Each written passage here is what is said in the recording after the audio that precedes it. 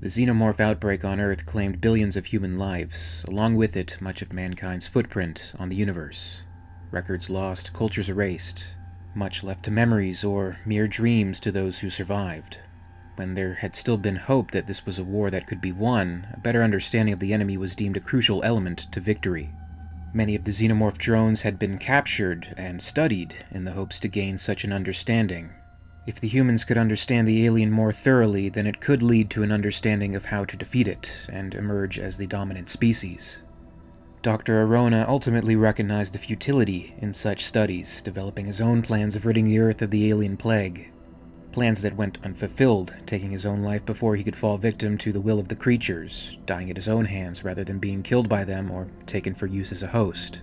Perhaps an act of uniquely human defiance, or perhaps one of cowardice, equally and uniquely human. Precious data had been lost forever in the fires of the war, leaving not much further insight into the xenomorph than available prior to their overtaking of the planet. A work of interest that remained, however, were excerpts from Dr. Orona's essay, The Theory of Alien Propagation, in which he speculated on the origin of the species and its impossible coexistence with man.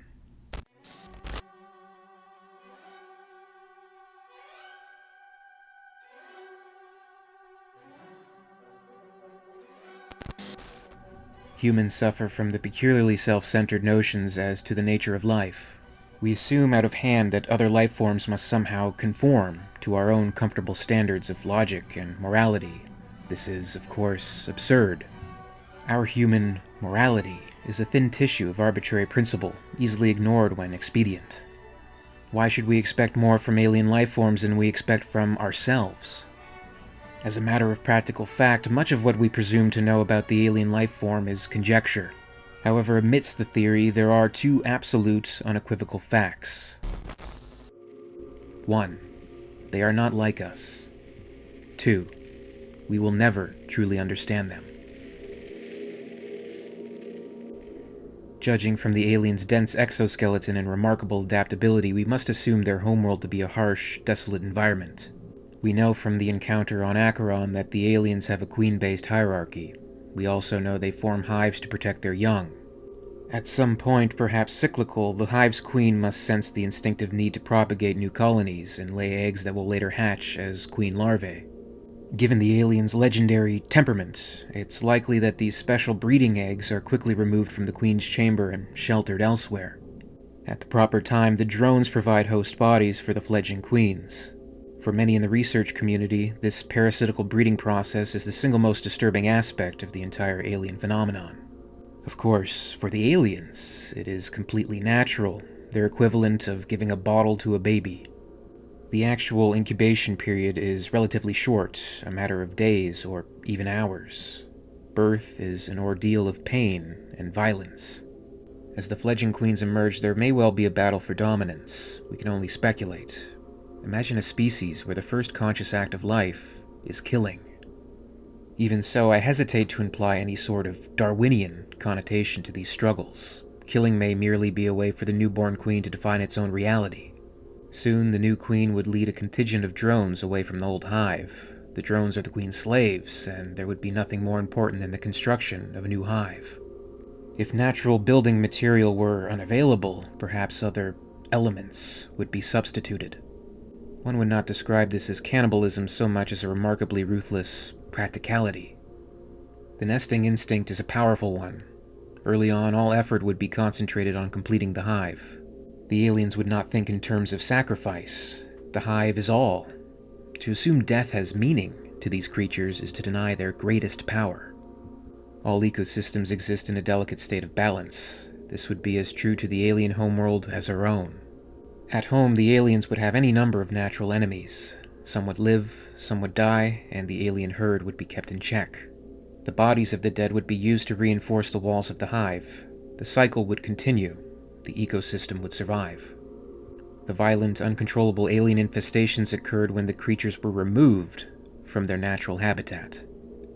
We can only guess how this might have happened. Perhaps it was millions of years ago, perhaps only decades. However, it seems likely that some outside force, perhaps a spacefaring species, interacted with the aliens. A small mistake in dealing with such predatory creatures would, of course, prove to be dangerous in the extreme, probably fatal. The end result is all that matters. Somehow the aliens were transplanted to other worlds. The creatures would not be concerned with the particulars of their environment. They would only concern themselves with the circumstances. The natural predators were gone. The balance was gone. All that was left was prey. We humans believe our technology has made us invincible, that we've evolved beyond the simple notion of predator and prey. When dealing with creatures who have adapted to extremely hostile environments, such a belief can also prove dangerous. Certainly there was no reason for the settlers on Acheron to believe otherwise.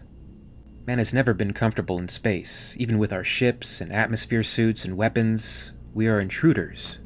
Because an unsuited human cannot survive in the vacuum of space does not mean some other complex life form cannot. A hostile environment, ample quarry, the aliens must have felt utterly at home. Properly utilized, such aliens would make excellent warriors. Research into their composition could yield advances in armor, chemical and biological weapons, and perhaps even new ways to induce suspended animation for stellar travel. Humans have confused comfort with survival. For us, mere existence isn't enough. We demand accoutrements of life as well. The aliens make no such demand. They have simple imperatives that control their lives. They live to kill. They live to breed. And finally, they survive. In this series, I'm recounting the Earth War, as depicted in the Aliens comic series. The accounts are explored as originally published, despite certain names, locations, and other events having been altered over time. For more on the Earth War, you can check out the Accounts of the Earth War playlist on the end screen, and stay tuned for the latest videos. As always, I'd like to thank you very much for watching. I really appreciate it, and if you enjoyed this video, please make sure to give it a like, and you can also subscribe for all the latest videos from the channel. A very, very special thanks goes out to WEYLAND YUTANI executives, EmYarUk and Lady Anne, part of the Alien Theory Patreon Hive. If you'd like to join the Hive and support the channel, check out my Patreon page for exclusive posts and contests. In the meantime, you can catch up with Alien Theory over social media. Follow @alien_theory on Twitter and @alientheoryyt on Facebook and Instagram for more. And until next time, this is Alien Theory, signing off.